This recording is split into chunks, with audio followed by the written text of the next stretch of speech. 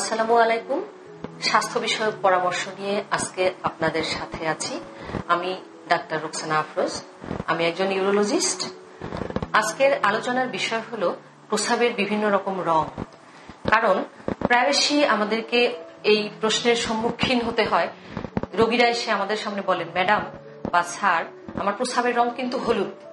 মানে এত দুশ্চিন্তাগ্রস্ত হয়ে ওনারা বলতে থাকেন যে আমার প্রস্রাবের রং হলুদ। তখন আমরা তাকে আশ্বস্ত করে এই বলে যে প্রস্রাবের রং তো হলুদই হবার কথা, এটা তো পানির মতো হবার কথা নয়। এখন আসি যে প্রস্রাবের স্বাভাবিক রং কি।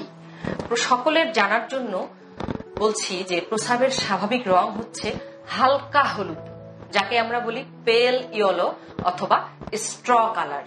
প্রস্রাবের স্বাভাবিক রং কখনোই পানির মতো সাদা নয়। তাহলে স্বাভাবিক রং হচ্ছে হালকা হলুদ। তাই হালকা হলুদ প্রস্রাবের রং দেখলে আমরা কখনোই দুশ্চিন্তাগ্রস্ত হব না। এখন আসি যে প্রস্রাবের যে রঙের বিভিন্ন ভ্যারিয়েশন আছে বা বিভিন্ন রকম রং হয়, সেগুলো দেখে আমাদের মনে কি কি ধারণা আসতে পারে যে আমার এ ধরনের সমস্যা থাকতে পারে বা কখন প্রস্রাবের বিভিন্ন রকম রং হয়। প্রথমত আসি, বেশিরভাগ মানুষ কিন্তু এক্সপেক্ট করে যে প্রস্রাবের রংটি হবে একদম পানির মতো সাদা, কিন্তু পানির মতো সাদা স্বাভাবিক রং নয়। পানির মতো সাদা কখন হবে? যখন আপনি আপনার প্রয়োজনের অতিরিক্ত পানি পান করে ফেলবেন, তখন কিন্তু পানি অতিরিক্ত পান করার কারণে প্রস্রাবের রং পানির মতো হবে, বা আমরা যেটাকে বলি যে একদম ওয়াটার ক্লিয়ার আর কি, সেই রং হবে। এরপরে আসি যে প্রস্রাবের রং কখন ঘোলাটে হতে পারে। অনেকে এসে বলেন যে ঘোলাটে প্রস্রাব হচ্ছে। ঘোলাটে প্রস্রাব হতে পারে প্রস্রাবতন্ত্রের কোথাও যদি ইনফেকশন হয়ে পুজ হয়, সেক্ষেত্রে হতে পারে, এবং প্রস্রাবের সঙ্গে কখনো যদি ফসফেট যায়। এছাড়া আমরা জানি যে আমাদের লিম্ফেটিক্স নামে একরকম রস আছে, সেটি যদি প্রস্রাবের সঙ্গে যায় তখনও কিন্তু ঘোলাটে বা দুধের মতো সাদা প্রস্রাব হতে পারে। এটি কিন্তু স্বাভাবিক নয়। এরপর আসি যে প্রস্রাবের রং লাল, যাকে রোগীরা বলেন যে প্রস্রাবের সঙ্গে রক্ত যাচ্ছে। প্রস্রাবের রং লাল হওয়ার পেছনে প্রথম কারণ হলো প্রস্রাবের সঙ্গে রক্ত যাওয়া। এরপরে আর কি কি কারণে হতে পারে সেটি হলো যে যদি কেউ দেখা যায় যে অনেক সময় রোড ট্রাফিক অ্যাক্সিডেন্ট বা মারামারির কারণে অনেক মাংসপেশি ক্ষতিগ্রস্ত হয়ে যায়, সেই ড্যামেজ থেকে যদি মায়োগ্লোবিন রিলিজ হয়, প্রস্রাবের সঙ্গে যদি হিমোগ্লোবিন রিলিজ হয়, তখনও লাল হতে পারে। এছাড়া যক্ষা রোগের যে ঔষধ দেয়া হয়, এর মধ্যে রিফাম্পিসিন নামে এক ধরনের ঔষধ থাকে, সেই ঔষধের কারণেও কিন্তু প্রস্রাবের রং লাল দেখাতে পারে। এছাড়া কিছু পয়জনিং এর ক্ষেত্রে, যেমন lead poisoning, heavy metal poisoning, এগুলোর ক্ষেত্রেও লাল হতে পারে। এরপর আসি যে প্রস্রাবের রং হলুদ কখন হবে। রিবোফ্লাভিন যে ভিটামিন আছে, এই ট্যাবলেট খেলে কিন্তু প্রস্রাবের রং হলুদ হতে পারে। অনেকে এসে বলেন যে আমার প্রস্রাবের রং গাঢ় বাদামি। গাঢ় বাদামি কিন্তু হয় যে আমরা অনেক সময় প্রস্রাবের ইনফেকশনে নাইট্রোফিউরান্টোইন গ্রুপের একটি অ্যান্টিবায়োটিক দিয়ে থাকি, এই অ্যান্টিবায়োটিক খেলে বাদামি হতে পারে। মেট্রোনিরাজল, যেটি অনেক ধরনের ইনফেকশনে দেয়া হয় বা ডিসেন্ট্রির ক্ষেত্রে অনেকে ইউজ করে, তো সেক্ষেত্রে এমিবিক ডিসেন্ট্রির ক্ষেত্রে, সেক্ষেত্রেও কিন্তু প্রস্রাবের রং গাঢ় বাদামি হতে পারে।